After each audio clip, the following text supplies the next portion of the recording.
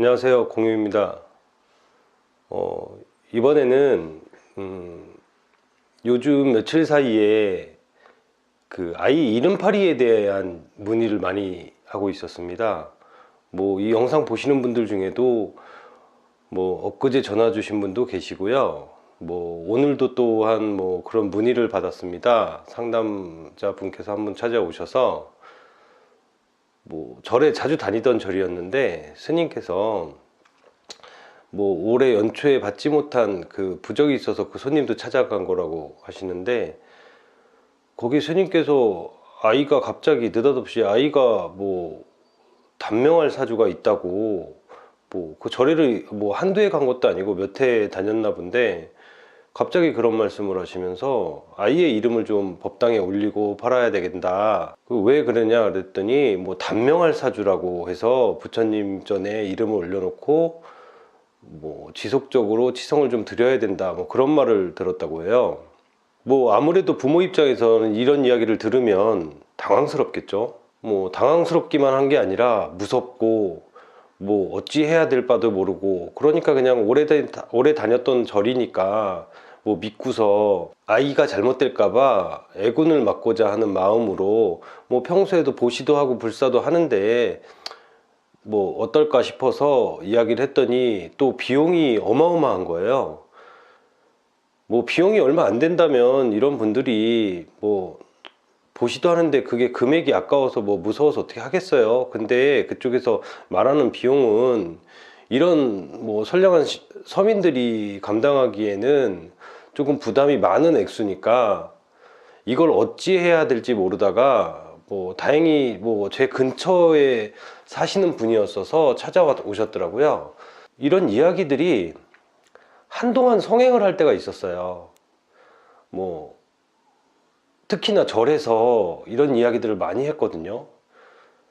뭐 대부분 이야기를 들어보면 엊그제 말씀하셨던 분 같은 경우에는 아예 뭐 영혼이 둘이라는 이야기를 했다고 하기도 하고요. 뭐 오늘 낮에 말씀하시는 분 같은 경우에는 아이의 목숨이 뭐 단명한다 이런 식으로 겁을 주기도 했고, 뭐 며칠 전 또 서울 쪽에 사시는 분들은 아이 때문에 아이의 영혼이 사악해서 집에 자꾸 불화가 일어난다 이런 내용이었어요. 좀 전에도 말씀드렸지만 여러분들도 가만히 생각해 보시면 예전에 이런 말들을 좀 들어보긴 했을 거예요. 한참 뭐 유행처럼 이렇게 성행할 때가 있었어요.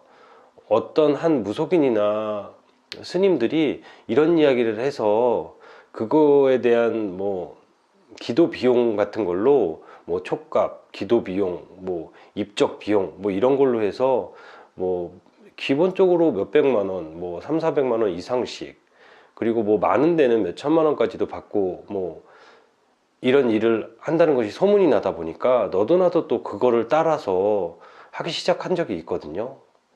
뭐 비단 이것뿐이 아니에요. 무속인들이나 종교인들이 뭐 업대감을 모셔야 된다고 해서 집에 신주단지를 모시게 하기도 했고요.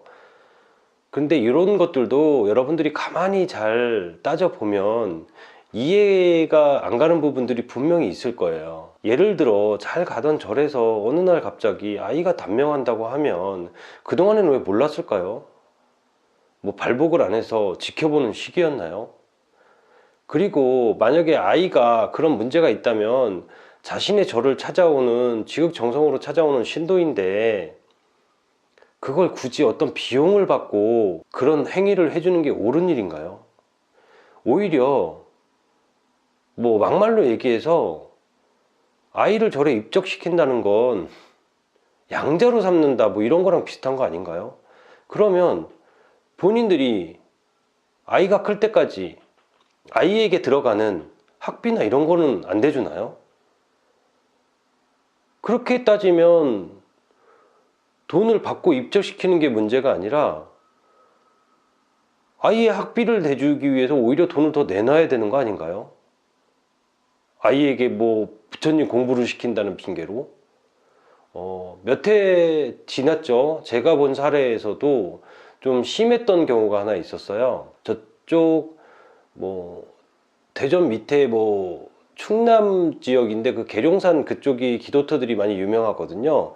그쪽에 있는 어떤 한 그 무속인 분이 신도가 쫓아와서 그 무속인 분과 싸우는 걸 본 적이 있어요. 그 내용은 그때 당시 그 아이가 중학교 2학년 정도 됐다고 제가 기억하는데 굉장히 등치도 컸거든요.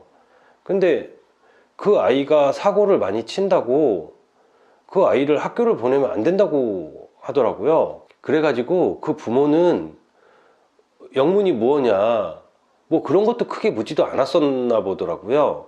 뭐 단지 그동안에 계속 몇 년 동안 자기들이 찾아왔었던 그런 뭐 무속인이니까 그 사람을 믿고서 학교를 그만두게 했었던 것 같더라고요. 뭐 정확한 내막이야 제가 잘은 몰랐었어요. 그 전일이니까. 근데 이제 제가 본 상황은 그 아이가 한 해가 지나고 두 해 때 될 쯤에 학교를 안 가니까 정상적으로 뇌가 발달하고 커야 될 시기에 그런 행동은 배우지 못하고 뭐 여기저기 그 무당을 따라서 산 같은 데 쫓아다니면서 무슨 나무꾼도 아니고 머리가 바보가 오히려 됐더라고요.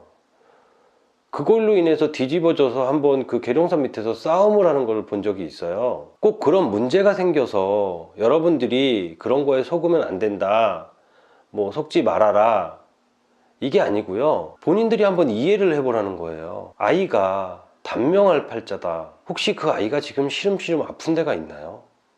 어떤 기미가 보이나요? 그런 것도 아닌데 그 아이의 인생을 당신들이 부모라는 이유 하나만으로 그렇게 넘겨줘서야 되겠습니까? 그런 이야기를 하는 무속인들이나 스님분들도 생각을 좀 바로잡아야 돼요. 당신들은 그냥 잠깐 돈벌이 수단이 될 수도 있고요. 만약 실제로 그러해야 되는 상황이라면 다른 방법을 찾아줄 생각은 전혀 하지 않고 왜 딱 집어서 그 방법만을 택할까요? 남의 인생을 망치는 건데요. 저 같은 경우엔 대부분 뭐 무속인을 하겠다고 찾아오는 뭐 여러 일반인들도 있고요. 뭐 무속인을 그만두고 싶다는 일반인들도 있어요. 그러면 그걸 같이 연구하고 파악하고 계획해서 바른 길로 살아가게 해주는 게 우리들의 역할 아닌가요? 이번에도 말씀드리지만 꼭 굳이 그걸로 돈벌이를 삼는 일부 종교인들한테만 책임을 돌릴 필요는 없다고 봅니다.